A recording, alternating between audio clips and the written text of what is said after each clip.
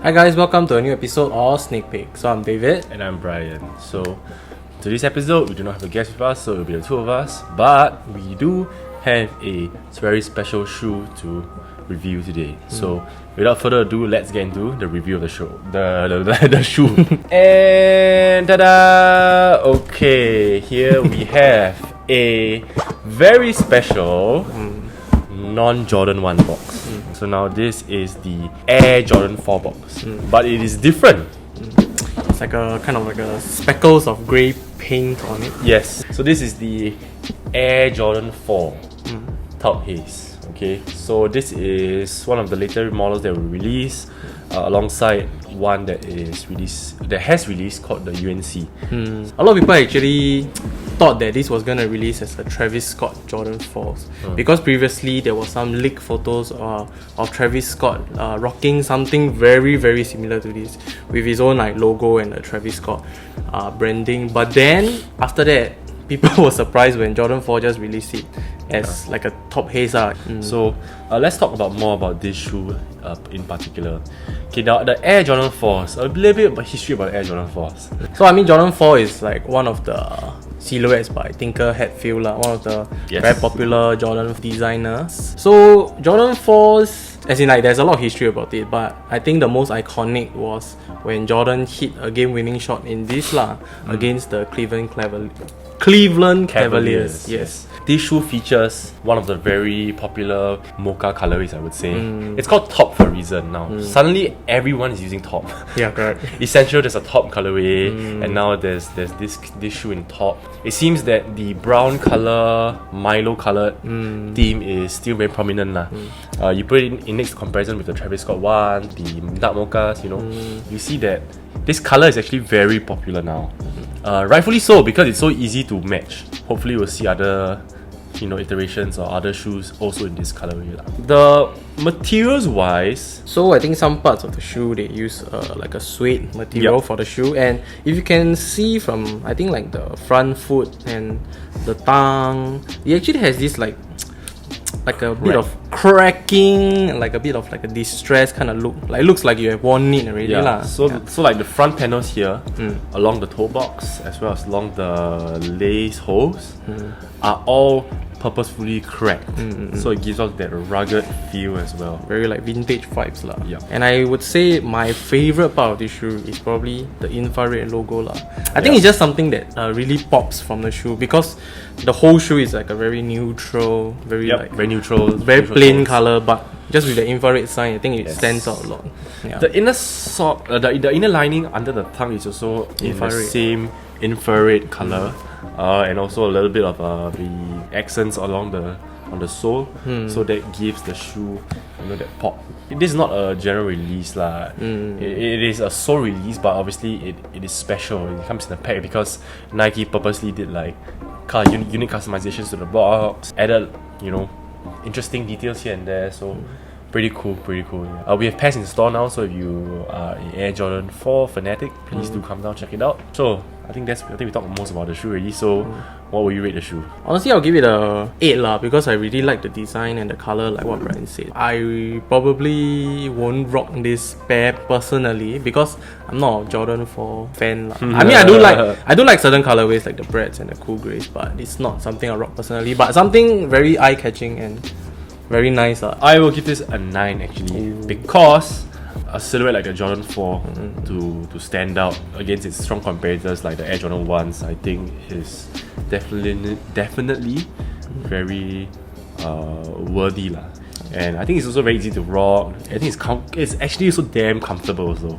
So I give it a 9. Okay, so we've reached the third segment of the show. So in today's episode, we'll be talking about Jordan brand culture in Singapore, since we have reviewed the Jordan 4 already. Just off the bat, sneaker culture in Singapore has pretty much started later, I would say, compared to other countries, and it's a lot less accepting. Obviously, you can't compare to the US because US, that's where everything is from, you know what I mean?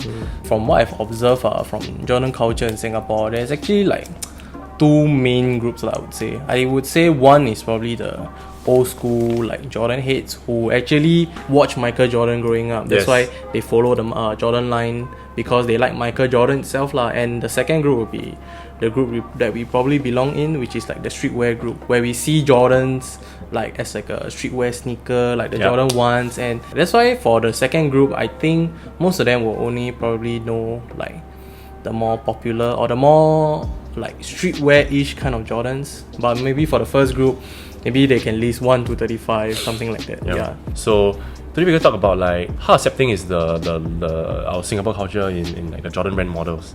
So for instance, the Air Jordan 1s, right? They are like super popular. Everybody is going crazy over them. I think when you talk about Jordan, that's probably the shoe that everyone thinks about. Yeah. The mids, the highs, the lows, you know, the silhouette, the shape, the swoosh, everyone is you know, very crazy over those. But you know, there are so many other Air Jordan models out there as well. How many are there, David? I think they recently reached number 35. 35? Yeah. Yeah. I mean, this line is a basketball performance line for sure. Correct. That is, you know, based off Michael Jordan, obviously. Yeah. But yeah, there are so many. And I think some like more prominent ones that people know is probably the earlier series lah, like probably Jordan 3s, 4s, 6s, 11, the 11s also. But it is not very widely accepted in Singapore per se, because I think everyone coming to the sneaker culture only talks about the ones. So today we're going to speak about other silhouettes that are underrated in Singapore. Yeah, so the 3s. The 3s are actually nice. So Singapore, I think, had a few hype ones, the Katrinas, and recently the Fragment. Right? Is it the Fragment Jordan 3s? Jordan 3s and 4 have this like colorway, the cements, the white cements and the black cements that people really like lah. In the US lah, but in Singapore, I don't really see people wearing it lah. Yeah, unless it's a collab. Okay, so now we talk about the 4s. Now the 4s are cool lah. You have the pure money stuff, all whites. The breads. The breads. Okay, so those cool still cool. Yeah, yeah, so but and also some collaborations with, like, let's say just now we mentioned Travis Scott. Scott, yep. Off-White also did collab with them, and recently the Union Force lah. Yeah. Now the 5 and 6s are more of a performance shoe, I guess. The 6s, we have the Travis Scott 6s. Yep. And one is coming out. One is coming out soon.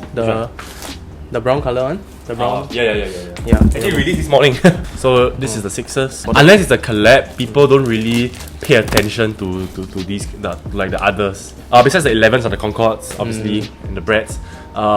In between there's a big gap.